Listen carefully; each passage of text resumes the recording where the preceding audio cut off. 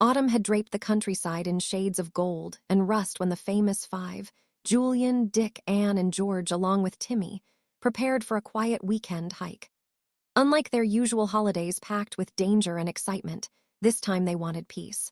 A long walk, cool air, simple food, and nights under the stars. But adventures always seemed to chase them, even when they weren't looking. The plan was straightforward. The boys would stay in one inn, the girls in another. Then they'd meet the next morning for a 2-day hike across hills, moors, lakes, and sleepy little villages.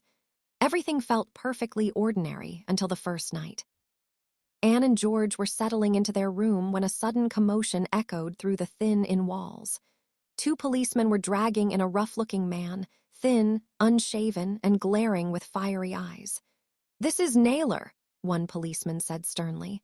"Caught after escaping again. We'll keep him here for the night." The name Naylor sent a chill down the girls' spines. He was a known criminal who had recently escaped from prison after making off with stolen goods. The girls stayed quiet, tense, and uncomfortable, but they finally drifted to sleep, only to be jolted awake by a terrible noise in the middle of the night. A loud groan, a shuffle, and then the door to their room burst open.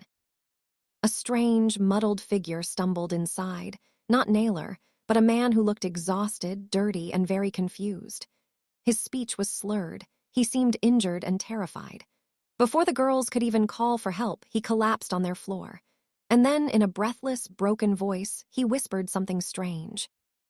"And Tim Lake roamed 2 trees." Then he slipped into unconsciousness. George shook him, trying to make sense of the odd message, but he only repeated fragments. Soon the policemen rushed in, recognizing him instantly. "That's Dirty Dick," one officer muttered. "He and Naylor were partners. The fool must have wandered here." The girls were shaken, but by morning, the man was gone, taken away by the police. Only the strange message remained in their minds, echoing like a riddle waiting to be solved. When they reunited with Julian and Dick, the girls repeated everything. The odd phrases, Anne, Tim, lake, room, 2 trees, didn't make any sense at first, but Julian, as usual, found the connection. Dirty Dick might have been trying to pass a secret message to the real Anne and Tim, people involved in hiding the stolen loot. The girls' names were just a coincidence. But the message had been spoken to them. Now they were part of a puzzle. The hike suddenly transformed into an adventure. They walked across moors swept by cold winds, following muddy paths and climbing steep hills, their minds working on the riddle. The message felt incomplete, but Dick was convinced the phrase, 2 trees, meant something important.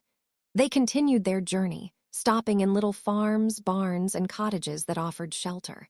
Every place they passed felt like a possible clue. That night, while staying at a farm, Dick had a strange dream.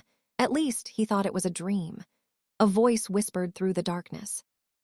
"Look for gloomy water, find the twin trees, and the room beneath." Dick woke up, heart pounding. Had he imagined it? Or had someone come to deliver a warning?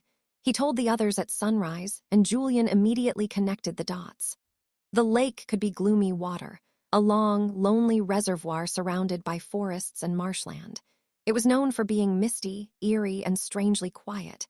If the stolen loot had been hidden anywhere, it was the perfect place. But they weren't the only ones searching. Unbeknownst to them, Naylor had escaped again, and he too was heading toward gloomy water. The journey became more intense as they reached the reservoir. Thick mist hovered above the water, turning the world gray and ghostly. 2 tall, thin trees stood like silent guardians near the edge. The sight sent a thrill through the 5. This had to be the place.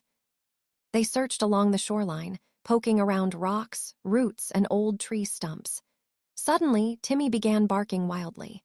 He was digging near a hollow between the 2 trees, exactly where Dirty Dick's clues had led them. The ground felt loose. Julian kneeled and cleared away mud until he discovered wooden planks, old, worn, and nailed together. When they pulled them aside, a hidden opening came into view. A dark, cramped underground room lay beneath the trees. Their hearts raced. Inside the chamber, they found the stolen goods, valuable items wrapped in old cloth. The mystery had been solved. But as they celebrated their discovery, a crunching sound came from above. Footsteps. The children froze. From the mist emerged a figure, tall, thin, and dangerous. It was Naylor. He had followed them.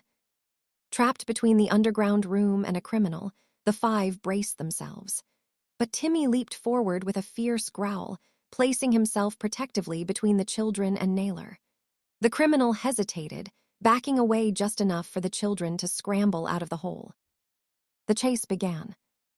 The five fled across the marshland, breathless and muddy. Naylor stumbled after them, desperate and furious. But just when things seemed hopeless, a police whistle echoed across the moor. Officers burst through the mist, finally catching the escaped prisoner. The loot was recovered, the criminal was captured, and the children were safe. By the time they reached home, exhausted and relieved, their quiet hiking weekend had turned into yet another thrilling success. The famous five never went looking for trouble, but trouble always seemed to find them, and somehow they always came out on top. Please like, share, and subscribe.